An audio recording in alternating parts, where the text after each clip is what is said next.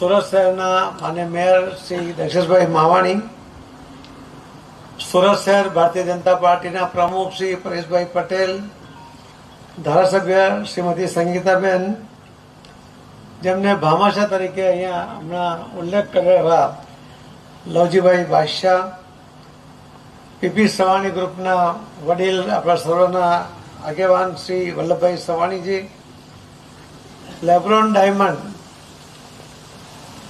એના પ્રણેતા કહી શકાય અથવા તો ખૂબ મોટું જેમાં કામ કર્યું છે એવા Shri Mukeshbhai M Kantilal, Shri Manharbhai Saspara Euro fruit limited, Shri Mavjibhai Savani LP Savani group, Shri Hareshbhai Sakariya, Shri Manishbhai Jivani, dais પર ઉપસ્થિત સૌ આગેવાનો અને વિશાળ સંખ્યામાં અહીં ઉપસ્થિત સૌ 2 તાલુકાના આગેવાન ભાઈઓ, આપ સૌને વંદન, આપ સૌને નમસ્કાર.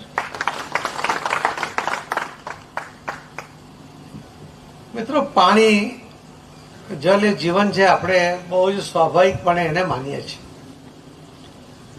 જલ હે તો કલ હે, આ વાતને પણ આપણે બહુ જ સહજતાથી સ્વીકારીએ છીએ. પરંતુ આપણે ક્યારેય પાણીની કોઈ ચિંતા જ નથી કરી. આપણે કદાચ દુનિયામાં સૌથી વધુ જમીનમાંથી પાણી ઉલેચવા વાળો દેશ છે. ચાઇના અને યુએસ આ બંને મળીને જેટલું પાણી એ જમીનમાંથી ઉલેચે એના કરતાં પણ વધારે પાણી એ આપણે જમીનમાંથી કાઢીએ છીએ અને આપણે કોઈ ડિપોઝિટ કરતા જ નથી. વેપારી હોવા છતાં જાણીએ છીએ કે જો એફડી આપી નાખીશું તો આપણું કેપિટલ ઘસાઈ જશે, આપણી પાસે કંઈ રહેશે જ નહીં. પણ સમજદાર માણસ એ વ્યાજ વાપરતો હોય છે, મૂડીને સલામત રાખતો હોય છે અને મૂડીમાં થોડો થોડો સતત વધારો કરતો હોય છે. પરંતુ આપણા દેશમાં પાણી માટે ક્યારેય કોઈએ સાચવવું જોઈએ એની ચિંતા કરી જ નહીં. પહેલી વાર માન્ય પ્રધાનમંત્રી શ્રી નરેન્દ્ર મોદી સાહેબે આખા દેશમાં, પહેલા તો ગુજરાતના મુખ્યમંત્રી હતા ત્યારે નર્મદા યોજના પૂરી કરી. એમણે એ જ પાણીને રિવર લિંકિંગ સાથે સાબરમતીમાં પણ નાખ્યું. સૌરાષ્ટ્રના અનેક નદીઓ, અનેક તળાવો એનાથી એને અભિભૂત કરી. કચ્છ સુધી પાણી લઈ ગયા. સૌની યોજના દ્વારા મોદી સાહેબે સૌરાષ્ટ્રના અનેક જિલ્લાઓમાં પાણી આપ્યું. એના કારણે અનેક ખેડૂતોને સમૃદ્ધિ મળી. અને વડાપ્રધાન બન્યા પછી નર્મદા યોજનામાં બાકી કામ તો ઝડપમાં પૂરા કર્યા જ, પરંતુ સાથે સાથે જ્યારે આ દેશના આઝાદીને 75 વર્ષ એ અમૃત મહોત્સવ ઉજવતા હતા ત્યારે આખા દેશના લગભગ 700 જિલ્લાઓમાં દરેક જિલ્લામાં 75 અમૃત સરોવર બનાવ્યા. અને એ રીતે એમણે પાણી માટે કદાચ આ દેશમાં જો કોઈએ સૌથી વધુ કામ કર્યું હોય તો નરેન્દ્રભાઈ મોદી સાહેબે પાણી માટે કર્યું. ફક્ત પાણી માટે કામ નહીં કર્યું, પાણી ફક્ત પહોંચાડ્યું નહીં, પરંતુ જનજાગૃતિ લાવવા માટેનો પણ સફળ પ્રયત્ન એ માનનીય પ્રધાનમંત્રી નરેન્દ્ર મોદી સાહેબે કર્યો. અને આપણે જોઈએ છીએ, કદાચ તમને ફિગર ખબર ના હોય, મને ઈચ્છા છે કે થોડાક તમને માહિતી પણ આપું કે આપણા દેશમાં સૌથી વધારે વરસાદ પડે છે. 4000 BCM વરસાદ પડે છે. 4000 બિલિયન ક્યુબિક મીટર. એટલે એના ફિગર તમને વધારે ખબર પડે. મિલિયન ને બિલિયન આ તમારો રોજનો વિષય છે, એટલા માટે મેં એને થોડું વિસ્તૃત રૂપ આપ્યું. આ 4000 BCM વરસાદ પડવા છતાં આપણી જરૂરિયાત છે ફક્ત 1120 BCM ની. એ પણ આપણે જળ સંચય કરી શકતા નથી. અને મુશ્કેલી શું છે કે ક્યાંક ખૂબ વરસાદ પડે છે, ક્યાંક બિલકુલ વરસાદ નથી પડતો. અને એના કારણે એક અસમતોલ વ્યવસ્થા થાય છે. કોઈ જગ્યાએ પૂર આવી જાય છે, એને કારણે નુકસાન થાય છે. અને કોઈ જગ્યાએ વરસાદ નથી પડતો, એના કારણે અનાવૃષ્ટિને કારણે વ્યક્તિઓને, લોકોને અને પશુધનને પણ ત્યાંથી સ્થળાંતર કરવું પડતું હોય છે. તમને બીજી વાત કહું કે આખા દુનિયામાં જે ટોટલ પોપ્યુલેશન છે જે વસ્તી છે એના 18% વસ્તી આપણા દેશમાં છે, અને આખા વિશ્વમાં જે પશુધન છે એના પણ 18% પશુધન એ આપણા દેશમાં છે, અને આખા વિશ્વ પાસે જે પીવાલાયક શુદ્ધ પાણી છે એના ફક્ત 4% જ પાણી એ આપણી પાસે છે. પણ 4% પાણીનું પણ જો આપણે આયોજન વ્યવસ્થિત કરીએ તો આપણને ક્યારેય પાણી માટે વલખા નહીં મારવા પડે. પરંતુ એની પર ક્યારેય કોઈ ધ્યાન જ નહીં આપ્યું. આપણે તો જરૂરિયાતનું પાણી વાપરતા ગયા, આપણી જરૂરિયાત વધતી ગઈ, પરંતુ એના ઉપર આપણે કોઈ ધ્યાન આપ્યું નહીં. અને આજે પરિસ્થિતિ એવી છે કે જો આપણે પાણી પર ધ્યાન નહીં આપીશું તો આપણી આવનારી પેઢી આપણને માફ નહીં કરે. પાણીનું મહત્વ માનનીય પ્રધાનમંત્રી મોદી સાહેબે પહેલગામના બનાવ પછી જે 4 નિર્ણય લીધા એમાંથી પહેલો નિર્ણય લીધો એમણે પાકિસ્તાનને પાણી આપવાનું બંધ કરવા માટે. એ જે ટીટી હતી એ ટીટીને એમણે એવેન્સમાં મૂકી દીધી, એટલે કે સાઈડમાં મૂકી દીધી. માનનીય પ્રધાનમંત્રી મોદી સાહેબ અને અમિતભાઈ શાહ સાહેબના નિર્ણય, પણ એનો અમલીકરણની જવાબદારી એ આપણા મંત્રાલય પાસે આવી, જળશક્તિ પાસે. અને આપણે કહ્યું કે આપણે પાકિસ્તાનને એક બૂંદ પાણી નહીં આપવા દઈએ. આ એક જ શબ્દ હું તો ટીવી પર પણ બોલ્યો નથી, ફક્ત કેટલાક પત્રકાર મિત્રોની વચ્ચે મેં આટલું જ કહ્યું કે તમારી ઈચ્છા શું છે કે પાકિસ્તાનને પાણી નહીં મળવું જોઈએ, તો અમલીકરણની જવાબદારી અમારા મંત્રાલયની છે. અમે એક ટીપું પણ પાણી નહીં જવા દઈએ. અને એના માટે આ એક શબ્દ ઉપર મને લગભગ 10-12 લાખ લોકોએ વ્યૂઝ કર્યા, લાખો લોકોએ એમાં કોમેન્ટ કરી, અને લગભગ બધાએ કોમેન્ટ એ પોઝિટિવ કરી. તો આ એક શબ્દનું કેટલું મહત્વ હતું કે એક બૂંદ પાણી નહીં જવા જોઈએ. એનો મતલબ શું છે કે આ પાણી આપણને આપણા દેશમાં રહેશે. એના કારણે હિમાચલ, હરિયાણા, રાજસ્થાન અને દિલ્હી, આ 4 રાજ્યના લોકોને આજે જે પાણીની મુશ્કેલી છે એ બિલકુલ નિર્મૂળ થઈ જશે. એમને જોઈએ એના કરતાં વધારે પાણી એ ત્યાં અવેલેબલ થઈ જશે. તો આ પાણીની તાકાત છે કે એક શબ્દને કારણે પાકિસ્તાનના એક મંત્રી બિલાવલ ભુટ્ટો એમણે તો ધમકી આપી કે જો પાણી નહીં વહેશે તો ભારતમાં લોહીની નદીઓ વહેશે. મેં કહ્યું ભાઈ આવી બધી ધમકીઓથી ગભરાઈ જઈ એવા નથી, તું તારે ચિંતા નહીં કર, પાણી તો નહીં જ આવશે. અને તાત્કાલિક આપણે એ દિશામાં અનેક પગલાં લીધા છે. આપણે ટેકનિકલ જે મુશ્કેલીઓ છે એના માટે એક્સપર્ટ લોકોને સલાહ લઈને માનનીય શ્રી અમિતભાઈ શાહ સાહેબ સાથે અમે કેટલાય લગભગ નિર્ણયો કર્યા અને ઝડપમાં પાણી રોકાય. કેમ કે આ વરસાદનું પાણી નથી, આપણે વરસાદના પાણીના પૂર જોયા છે. આ તો બરફનું પાણી છે. જેટલી ગરમી પડે એટલું વધારે પાણી આવે, અને એ પાણી જે વરસાદનું પાણી મળે છે તેમાં બરફનું પાણી એ આપણને મળે છે. અને એ પાણી આપણને ખૂબ મોટું જીવતદાન આપણા દેશના 4 રાજ્યોને આપશે, એ હું તમને ખાતરીથી કહી શકું છું. માનનીય પ્રધાનમંત્રી મોદી સાહેબ જ્યારે 6 સપ્ટેમ્બર 2024ના દિવસે એ સુરત એક વર્ચ્યુઅલ મિટિંગમાં આવ્યા ત્યારે એમણે એક વર્ચ્યુઅલ આહ્વાન કર્યું હતું. ત્યારે એમણે કહ્યું હતું કે જલ સંચય જન ભાગીદારીથી જન આંદોલનમાં પરિવર્તિત થવું જોઈએ. બધું જ કામ સરકાર કરે એવી કેમ અપેક્ષા કરો છો? બધાએ જ એમાં સહયોગ આપવો જોઈએ. અને એમનું એ આહ્વાન તે વખતે ત્યાં જે રાજસ્થાનના લોકો સુરતમાં રહે છે વેપારીઓએ રાજસ્થાનના 40,000 ગામોમાં દર ગામમાં દરેક ગામમાં 4 બોર કરવાનો સંકલ્પ કર્યો. આપણે રાજસ્થાનના મુખ્યમંત્રી, મધ્યપ્રદેશના મુખ્યમંત્રી, બિહારના ઉપમુખ્યમંત્રી અને ગુજરાતના મુખ્યમંત્રી શ્રી ભૂપેન્દ્રભાઈ પટેલ આ 4 લોકોને સુરત બોલાવ્યા.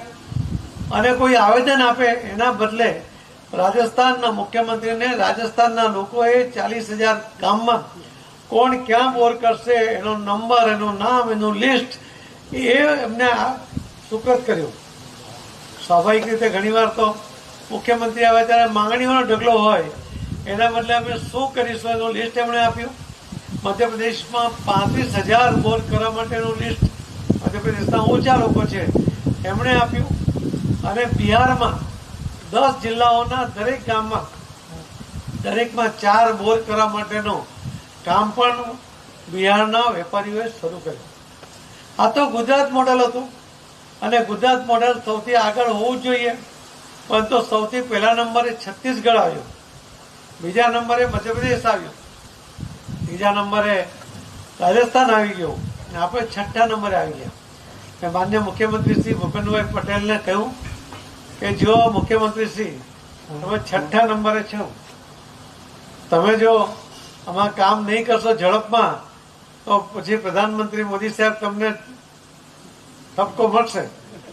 એટલે એમણે તરત જ 182 ધારાસભ્યો એટલે દરેકને 50 લાખ, લગભગ 100 કરોડ રૂપિયા દરેક ધારાસભ્યોને 50-50 લાખ રૂપિયા એમણે ફક્ત રેન વોટર હાર્વેસ્ટિંગ માટે ફાળવી આપ્યા. આખા દેશમાં પહેલો બનાવ છે. એમણે જે બંધ થયેલા બોર છે એને રિચાર્જ કરવા માટેનો જે ખર્ચ થાય એમાં મુકેશભાઈએ લીડ લીધી, એમના વિભાગનો હતો. એમાં પણ મુખ્યમંત્રીશ્રીએ 90% પૈસા એ રાજ્ય સરકાર ભોગવે, 10% ખેડૂત ભોગવે એ પ્રકારની યોજના કરી. એમાં લગભગ 14,000 જેટલા આવા જે બોરો બંધ થયેલા હતા એને રિચાર્જ કરવાનું કામ પણ એમાં શરૂ થયું. તો મિત્રો 14,000નો આંકડો કેવો છે?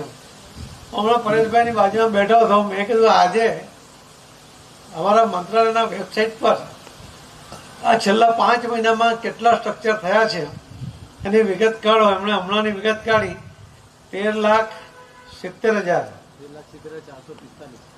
13,70,445 આવા સ્ટ્રક્ચર એ આ 5 મહિનામાં લોકોએ બનાવ્યા અને જેની કિંમત છે લગભગ 400 કરોડ રૂપિયા. એ લોકોએ પોતપોતાના વિસ્તારમાં પોતે ખર્ચ્યા. એમાં એક પણ રૂપિયો કોઈ સરકારનો કે અમારા મંત્રાલયનો લાગ્યો નથી.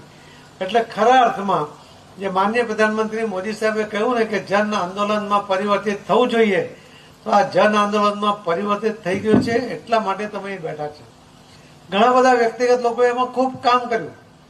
આપણા મથુરભાઈ સવાણી એમણે પણ ખૂબ કામ કર્યું સૌરાષ્ટ્રની અંદર. પણ ધીમે ધીમે હજુ પણ વધુ કામ કરવાની જરૂર હતી. પાણીનો મુશ્કેલી દૂર કરવી જોઈએ અને એના માટે પૂરતું પાણી હોવું જોઈએ. એ સંકલ્પ સાથે આખા દેશમાં હોવું જોઈએ. એનો જ્યારે સંકલ્પ કર્યો ત્યારે હું ગઈકાલે શિરડી પાસે લોણી ગામમાં હતો. ત્યાં એ લોકોએ 1,000 સ્ટ્રક્ચર કરવાનું શરૂ કર્યું. કોલ્હાપુરમાં ત્યાંના એમપી હતા, એમણે પણ 1,000 સ્ટ્રક્ચર એ બનાવવાનું ચાલુ કર્યું.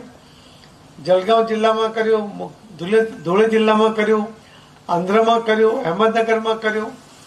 જે તિરુપતિનો એ છે એના મંદિરે પણ એની જવાબદારી લીધી કે આજુબાજુના પરિસરમાં એમણે કામ ચાલુ કર્યું અને કર્ણાટકમાં કામ ચાલુ થયું. દરેક રાજ્યની અંદર આ કામ ચાલુ થયું. મેં લગભગ 700 કલેક્ટર સાથે વર્ચ્યુઅલ મિટિંગ કરી, બીજી મિટિંગ ફરીથી 200 કલેક્ટરો સાથે કરી અને આ અઠવાડિયાની અંદર હું ફરીથી બાકીના જે 500 કલેક્ટરો છે એમને 2-3 તબક્કામાં એમની સાથે પણ વર્ચ્યુઅલ વાત કરવાનું છું કે એમને ત્યાં ક્યાં પહોંચ્યા છે.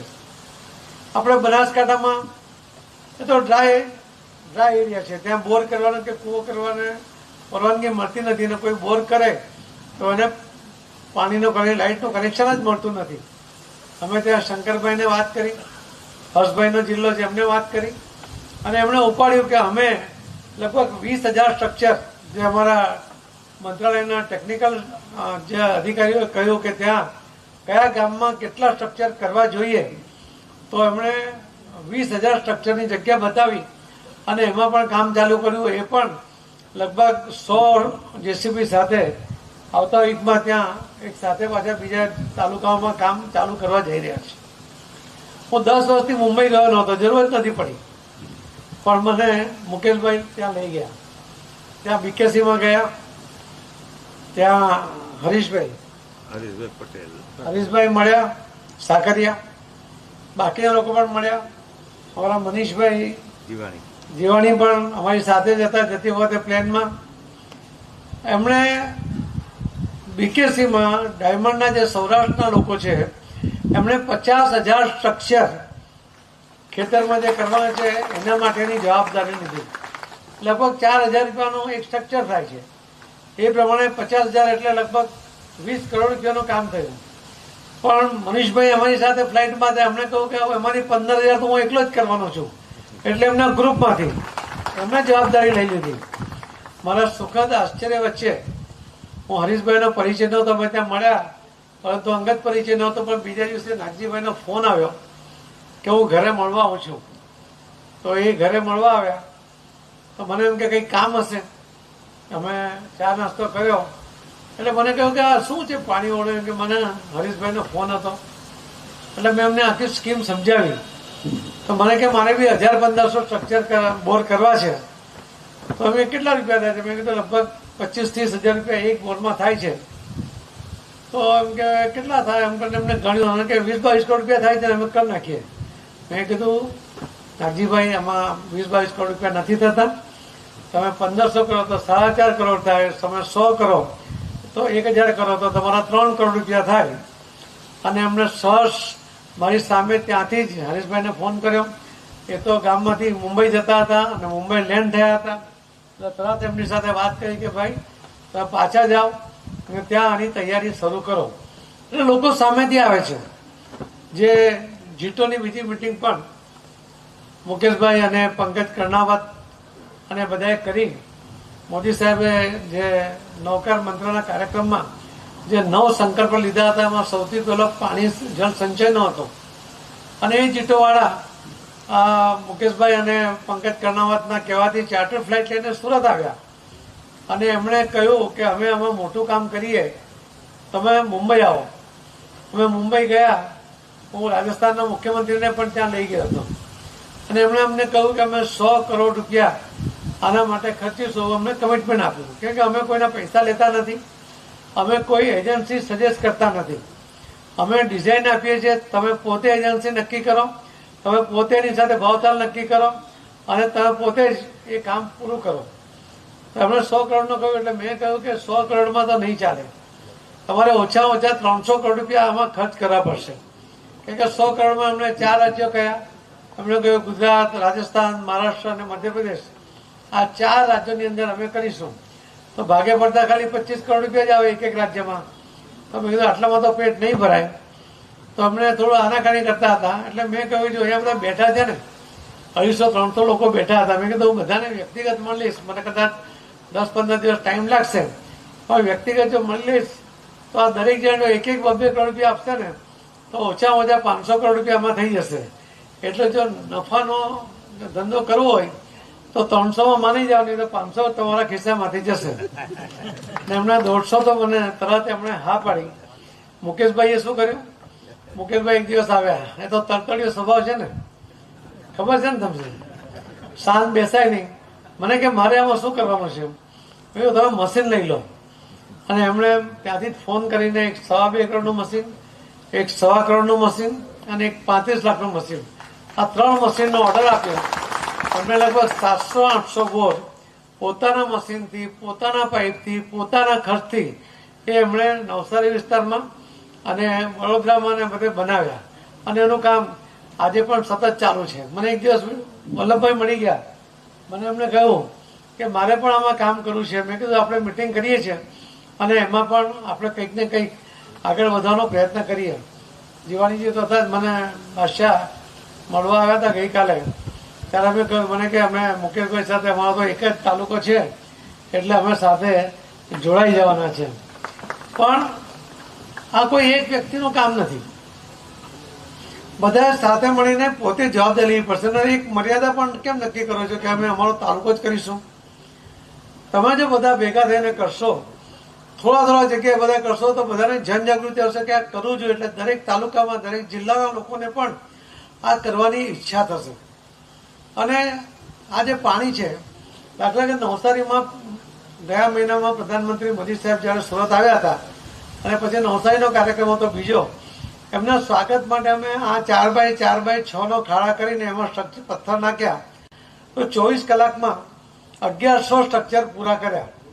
તમે એક જેસીબી, જેમણે કહ્યું ને કે અમે 100 જેસીબી સાથે લગાવીશું, તો આ જે એક જેસીબી લગભગ 8 કલાકમાં 27-28 ખાડા કરે છે.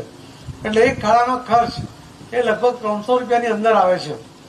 તમે એ જે દોઢ બ્રાસ એમાં પથ્થર નાખીએ છીએ તો એની કિંમત બી લગભગ 3-3.5 હજાર રૂપિયા થાય, એટલે કુલ 4,000ની ઉપર આમાં ખર્ચ થતો નથી.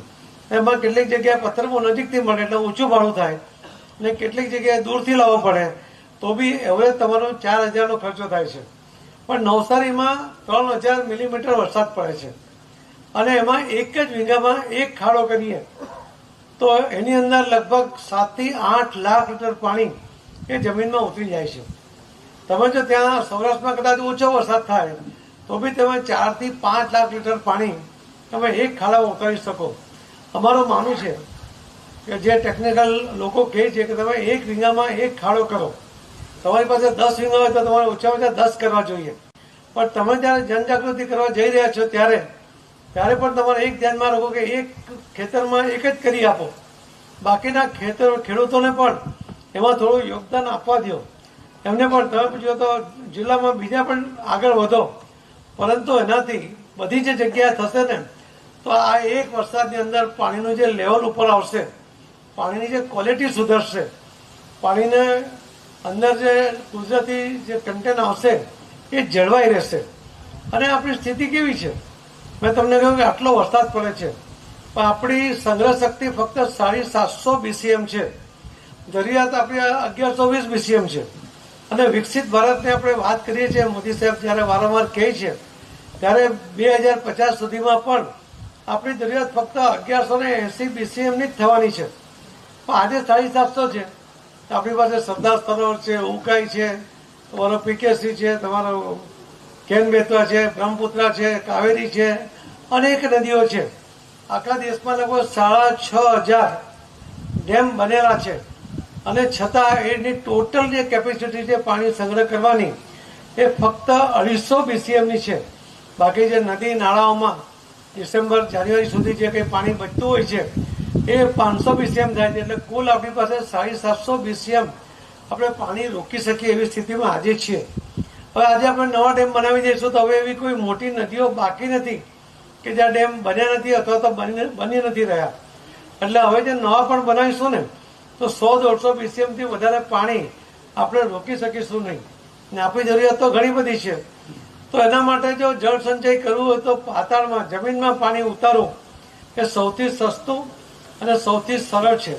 કેમ કે એક ડેમ બનાવવો હોય તો 25,000 કરોડ રૂપિયાનો ઓછામાં ઓછો ખર્ચ થાય, અને એની પાછળ 25 વર્ષથી વધુ સમય થાય. હવે પોલાવરમનો એક જે ડેમ હમણાં બની રહ્યો છે આંધ્રમાં, એ 85 વર્ષથી ચાલે છે. તો મોદી સાહેબે 2015માં એને 15,000 કરોડ રૂપિયા આપ્યા. હમણાં 2 મહિના પહેલા 12,000 કરોડ રૂપિયા સાહેબે મંજૂર કર્યા. એના કારણે હવે 2 વર્ષમાં લગભગ પૂરો થશે. કેન બેતવામાં 44,000 કરોડ રૂપિયા એમાં મંજૂર કર્યા છે, 2030 સુધીમાં પૂરો થશે. અને પીકેસી જે રાજસ્થાનમાં જે બને છે 77,000 કરોડ રૂપિયા એ એના માટે મોદી સાહેબે મંજૂર કર્યા છે. તો આ બધું કર્યા પછી પણ આપણી પાણીની જરૂરિયાત પૂરી થતી નથી. ડેમ આપણે હવે વધુ બનાવી શકીએ એમ નથી. એટલે આ ડેમ પણ બનાવીશું ને તો જ્યાં ડેમ બને છે હજી 100 કિલોમીટર સુધી તમે કેનાલથી પાણી લઈ જાઓ છો. એ જે પાણી લઈ જાઓ છો એમાં લગભગ 30% પાણી લાઈન લોસ થાય છે, અને એ મોટું નુકસાન એમાં પણ થાય છે. તો એને શું કરવું જોઈએ? તો જે મોદી સાહેબે સંકલ્પ કર્યો, એમણે જે મંત્ર આપ્યો કે ગામનું પાણી ગામમાં અને સીમનું પાણી સીમમાં. એટલા માટે જે આ ગામમાંથી વહી જતું પાણી એ ખાડામાં જાય, ખાડામાંથી નાળામાં જાય, નાળામાંથી નદીમાં જાય, નદીમાંથી દરિયામાં જાય. તો એ રીતે જો પાણી વહી જશે તો આપણને ગામમાં પાણી પછી મળતું જ નથી. એટલા જ માટે ગામમાંથી વહી જતું પાણી જેવું ખાડામાં જાય છે ત્યાં જ તમે 100 ફૂટનો બોર કરી દો, તમે સ્કેનર પાઇપ નાખી દો 100 ફૂટ, 3x3ની કુંડી બનાવી દો, અને એમાં ગ્રાવલ્સ નાખી દો, ઉપરથી ઢાંકણો બંધ કરી દો હોલવાળું.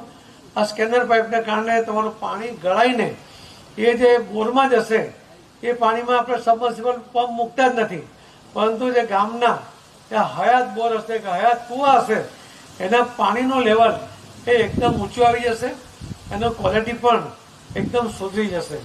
તો આ ગામમાંથી માની લો કે 4 જગ્યાએ પાણી નીકળતું, એમાં તો અમલસાડ કે નવસારીના અમુક ગામમાં તો 20 બોર કર્યા આવા સ્ટ્રક્ચર, કે જેના કારણે કે ત્યાં વરસાદ વધારે પડે છે, 24 કલાકમાં 8-8 ઇંચ વરસાદ પડે તો ત્યાં વધારે પાણી એ થાય એના માટેનો પ્રયત્ન કરવો પડે.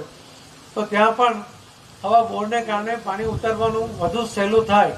તો આ ગામનું પાણી ગામમાં ઉતરે તો ગામના કૂવામાં ગામના બોરમાં પાણી મળે, એટલે ગામના લોકોની જે જરૂરિયાત છે એ જરૂરિયાત એની પૂર્ણ થઈ જાય, એને આવતા વરસાદ સુધી એની જરૂરિયાતનું પાણી એમાંથી મળે. સીમનું પાણી સીમમાં એટલા માટે જરૂરી છે કે આપણે તો શેઢા ઉપર કોઈ એમ કે મારામાં કેમ ઘૂસી ગયા એની માપણી કરાવીએ અને પછી 2-3 શેઢા એમાંથી છોડી દઈએ, કેટલી જમીન જાય. પીએમ સાહેબે એના માટે પણ મને કહ્યું કે બધાને જાગૃત કરો કે બંનેના બોર્ડર ઉપર તમે સોલાર લગાવી દો, બંને તરફ, બંનેના એક સ્ટ્રક્ચર ઉપર બંને બાજુ સોલાર લાગશે. એ સોલારના પાવરમાંથી ખેડૂતને જોઈએ તો પાવર મળશે અને વધારાના પાવરમાં એ ત્યાં ગ્રીડમાં નાખશે તો એમાંથી એની આવક પણ થશે. અને જે તમારા શેઢા રહી જાય છે, છૂટી જાય છે, એ જગ્યા પણ બચી જશે. તો બંને બાજુ વધારે તમે જગ્યા ખેતરમાં વાપરી શકશો. હવે આ ખેતરનું પાણી જો વહી જાય તો ખેતર તમે બધા જ ખેડૂત છો, હું પણ ખેડૂત છું. તમને ખબર છે કે પાણી જે વહી જાય છે તો જે જમીનની અંદર જે સારો ભાગ છે એ પણ ધોવાઈ જતો હોય છે અને એના કારણે ખેતરો એનું ઉત્પાદન અમુક ઘટી જતું હોય છે. તમે આ જો ખાડો કરો અને બીજું શું થાય છે કે ખેતરમાંથી પાણી જ્યારે વહીને જાય છે ત્યારે એ રીતે જાય છે, પછી ખાડામાંથી નાળામાંથી નદીમાં જાય. આપણે એમાંથી નદીમાંથી પાણી ઉંચકીએ અને ટ્રીટ કરીએ અને આપણા પેટમાં જાય છે, પરંતુ એના અમુક જે કન્ટેન્ટ છે એને કોઈ પ્રોસેસ થતી નથી. એ માનવ શરીર માટે ખૂબ હાનિકારક છે, એ સીધા આપણા પેટમાં જાય છે.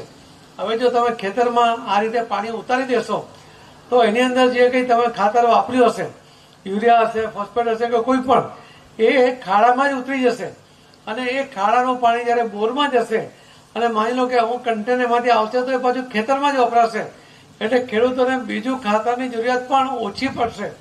તો આ રીતે ખેતરનું પાણી ખેતરમાં ઉતારવું પણ ખૂબ જ અત્યંત જરૂરી છે. એ માનવ શરીર માટે પણ જરૂરી છે. આપણું કુલ પાણી ખેડૂતો લગભગ 83% પાણી વાપરે છે. આપણે 14% પાણી કોમ્યુનિટી માટે એટલે લોકોના વપરાશ માટે આપીએ છીએ. ફક્ત 2.5% પાણી ઇન્ડસ્ટ્રી વાપરે છે. આપણે એમ કહીએ છીએ કે ઇન્ડસ્ટ્રી બહુ જ પોલ્યુશન કરે છે, પણ ખેતર પણ એ ઘણું પોલ્યુશન કરે છે. તમે ખેડૂતો જે લોકોને રોજગારી આપે છે અને એને જે પગાર આપે છે, તમે જુઓ કે કેટલી સંખ્યા, કેટલા લોકોને રોજગારી આપી ને કેટલો પગાર ચૂક્યો. એના બદલે 2.5% પાણી આપવાવાળી ઇન્ડસ્ટ્રી એ કદાચ એનાથી વધારે લોકોને કામ આપે છે અને એના કરતાં વધારે એમાઉન્ટમાં પગાર પણ ચૂકવે છે. તો આ બંને અત્યંત જરૂરી હોવા છતાં ખેડૂત પાસે કોઈ ઇન્ડસ્ટ્રી નથી, પરંતુ એને 2 કે 3 પાકે લઈ શકે તો જે સમૃદ્ધ થઈ શકે. મારી પાસે 150 એકર જમીન છે, મારી પાસે 5 સબમર્સિબલ પંપ છે, એટલે કે પૂરતું પાણી છે. અમારે ત્યાં તાપી અને પૂર્ણાનો જે ડેમ છે, હથનો ડેમ, એનો 2 ક્વાર્ટર મારા ખેતરમાં 80 ફૂટ રહી છે.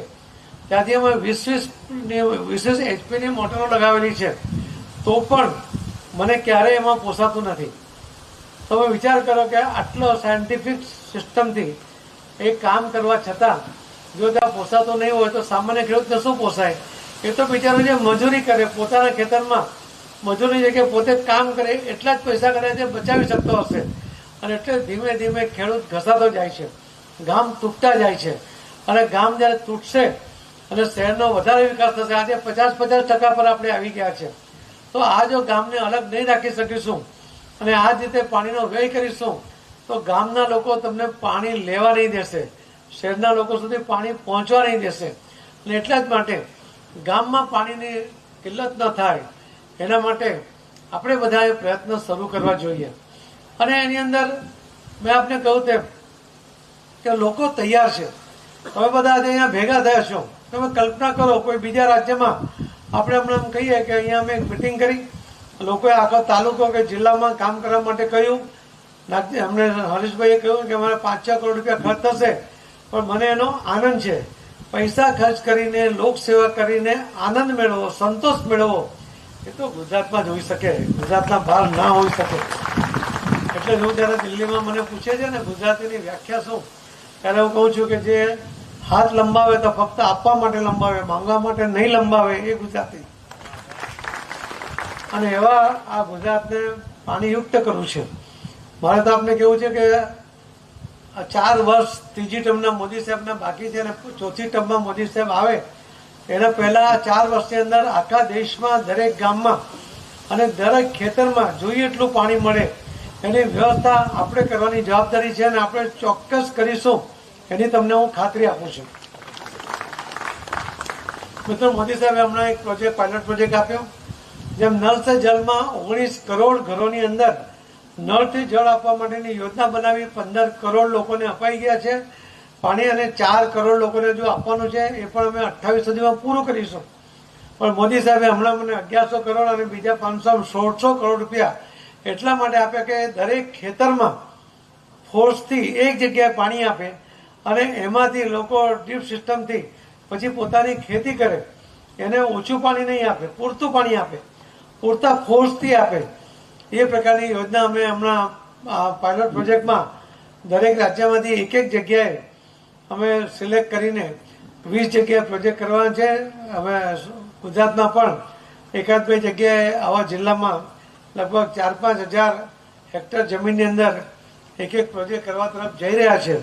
અને આ પ્રોજેક્ટ સફળ થશે ને તો જે મોદી સાહેબની કલ્પના છે એ રીતે જો દરેક ખેતરને પાણી આપવાનો પ્રયત્ન કરશું તો લગભગ 25-30 લાખ કરોડ રૂપિયા આ યોજના પાછળ ખર્ચાશે.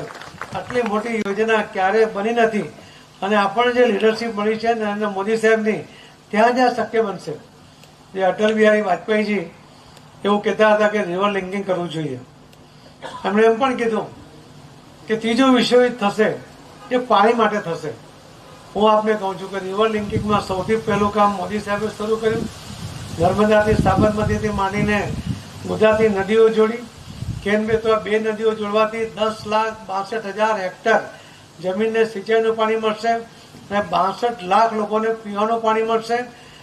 પીકેસી યોજના જે રાજસ્થાનની છે એ 3 નદીઓને જે જોડવાની છે એની અંદર પણ 10 લાખ હેક્ટરને પાણી મળશે અને 50 લાખ લોકોને પીવાનું પાણી મળશે. તો આ રીતે આટલી મોટી યોજનાઓને સમયસર પ્રાપ્ત થાય. એમણે હમણાં જ પાછી પ્રગતિની એક મિટિંગમાં 2 દિવસ પહેલા કેટલું ટેન્શન છે આખા દેશમાં, પણ તો બી એમણે પાણીને મહત્વ આપીને મિટિંગ કરી અને એમણે કહ્યું કે દરેક ડેમનો પ્રોજેક્ટ કેટલો લેટ ચાલે છે, કેમ પ્રગતિ અટકી રહી છે, કેમ ધીમો છે, કેવી રીતે ફાસ્ટ કરી શકાય. એના માટેનો રિપોર્ટ માટે અમારા મંત્રાલયને કહ્યું કે મને 15 દિવસની અંદર રિપોર્ટ જોઈએ. તો એક તરફ આખી દુનિયા એ દેશ પર મીઠ માંડીને બેઠી છે કે પાકિસ્તાનનું શું થશે, ત્યારે પણ આપણા દેશની પાણીની ચિંતા એ મોદી સાહેબ કરે છે. આવી લીડરશીપ એ આપણને મળી છે ને ત્યારે જ આ નદી જોડો યોજના પણ થશે.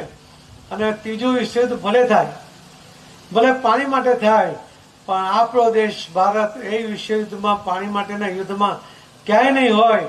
કેમ કે મોદી સાહેબના લીડરશીપમાં આપ સૌના સહયોગથી આપણે એમાં ચોક્કસ એમાંથી બહાર આવીશું. આપણને પાણીની જરૂરિયાત નહીં રહેશે. કેમ કે દરેક ગામમાં પાણી આપવા માટેની જે આપણી કલ્પના છે, જે રીતે કોઈ દેશમાં કોઈ વ્યક્તિ આ રીતે બહાર આવીને લોકો મદદ કરે, એના માટે મિટિંગ કરે અને કરોડો રૂપિયા એના માટે ખર્ચ કરવા તૈયાર થાય એ તો આપણા દેશમાં જ બને અને પ્રેરણા લોકો આખા ગુજરાતમાંથી જ લેતા હોય છે. ત્યારે ચોક્કસપણે આ પાણીના કિલ્લતમાંથી આપણે બહાર નીકળવાનું છે. મને વિશ્વાસ છે મિત્રો, જેમ હમણાં બાદશાહ કે કોઈએ કહ્યું ને કે આપણે પાણીને કારણે સૌરાષ્ટ્ર છોડીને સુરત આવવું પડ્યું. સારું તો આવ્યા તો સમૃદ્ધ થયા, પરંતુ હવે ગામડાઓને સમૃદ્ધ કરવાની જરૂર છે, ગામડાઓને બેઠા કરવાની જરૂર છે. ગામડાઓને તમામ સગવડો સાથે ત્યાંનો યુવાન ત્યાં જ રહેવા માટે તૈયાર થાય. આ પોલ્યુટેડ શહેરોની અંદર આવીને પોતે પોલ્યુશન વધારે અને જવાબદારી વધારે, એના બદલે એ ગામમાં વડીલો સાથે રહે, સહકુટુંબ સાથે રહે અને હરીભરી એના ખેતરોની એમાં જોડાય એવો પ્રયત્ન આપણે બધાએ કરવાનો છે. જો તમે જ આ કરી શકશો, આ ક્રાંતિ જો કોઈ લાવી શકશે તો તમે એ બેઠા છો, આ જો લોકો લાવી શકશો એવો મને વિશ્વાસ છે. મેં કેટલાયના નામ લીધા અને કદાચ કેટલાય લોકોના નામ હું લઈ નથી શક્યો, પરંતુ જે રીતે રિસ્પોન્સ મળ્યો છે, જે રીતે લોકો આવે છે. આજે ભરતભાઈ અમારા દિનેશ જોધાણીના બનેવી, શું નામ છે સુખડિયા, ભરતભાઈ સુખડિયા, એ આવીને બેઠા તમારી ઓફિસમાં. એટલે મેં એમને કહ્યું કે મુકેશભાઈ ને બધા આટલું મોટું કામ કરે, તમે શું કરો છો? એમણે શું કહ્યું કહો? 500 બોર અને અત્યારે પંકજભાઈ ફોન કરી દીધો એને. 500 બોર એટલે 15 કરોડ રૂપિયા. એ નવસારીમાં બેઠેલા એક પટેલ સૌરાષ્ટ્રનો એને ચિંતા વ્યક્ત કરીને એમણે કહ્યું કે નહીં, મારે આ કામ ચાલુ કરવું છે. તો મને ગઈકાલે એક ભાઈ રાત્રે મળ્યા હતા, સૌરાષ્ટ્રના હતા, પટેલ સમાજના હતા. એમણે બહુ તરફથી ભાષામાં મને કહ્યું, બે ત્રણ જણા ચર્ચા કરતા ત્યારે એમણે એમ કહ્યું કે આ શેર છે ને, ક્યાં કોઈને રિવોલ્વર બતાવે છે કે નહીં તમારે ખાડો કરવો પડશે, પણ આ તો એમ કે આખો દેશ ખાડો ખાડો ખાડો કરવા લાગી ગયો છે. હું તો વિનંતી કરું છું, મેં ક્યાં કોઈને કહ્યું કે તમારે ફરજિયાત કરવો પડશે, નથી કહ્યું. કોઈ ધમકીની ભાષા તો સવાલ જ નથી આવતો. વિનંતીને કેટલો પ્રતિસાદ મળે છે. અને એ વાત એને પોતાની તરફથી ભાષામાં કહ્યું કે આ ખાડા ખાડા ખાડા આવે દરેક જગ્યાએ. આ રેન વોટર હાર્વેસ્ટિંગના ખાડાની વાત એ દરેક જગ્યાએ એ પકડાઈ રહી છે. મને વિશ્વાસ છે મિત્રો કે આપણને બે વડાપ્રધાન મળ્યા.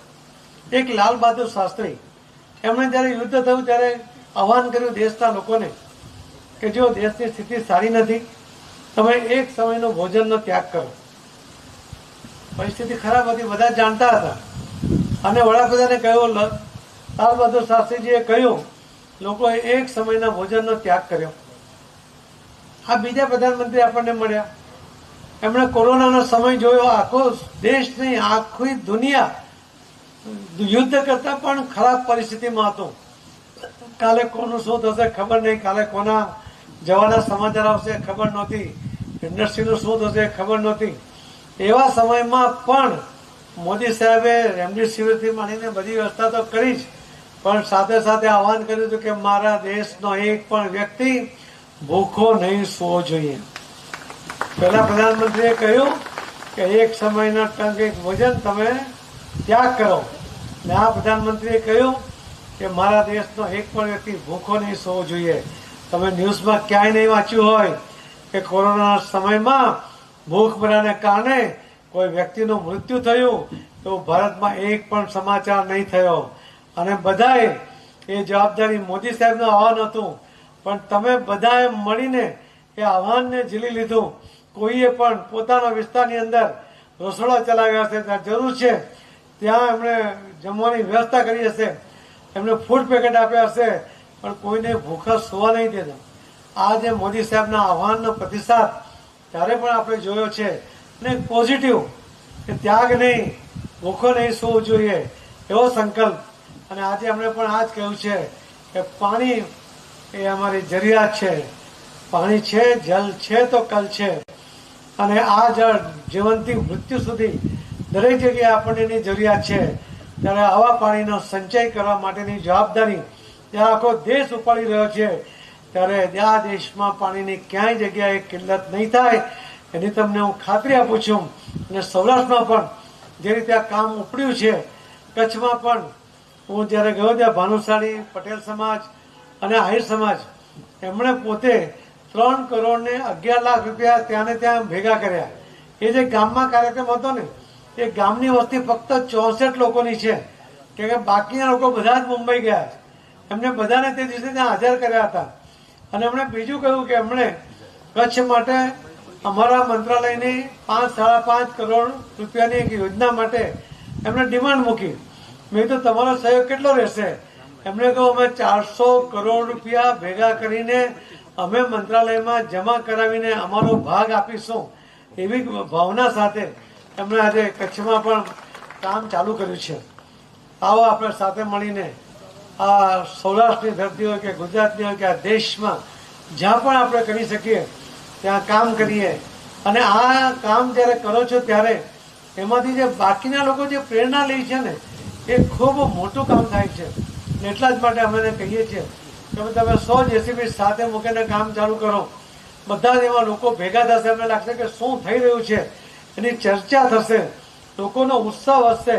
કોઈ પોતાના ઘરમાં તો કરે કે નહીં. અમે તો આના પછીનું બીજું આયોજન છે કે દરેક ઘરનું પાણી એ પણ ગામમાં પાણી ઉતારવું છે.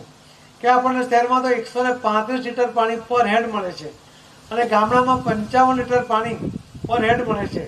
એક ગામમાં જો એક ઘરમાં 5 લોકો હોય તો એને લગભગ 300 લીટર પાણી રોજ મળે.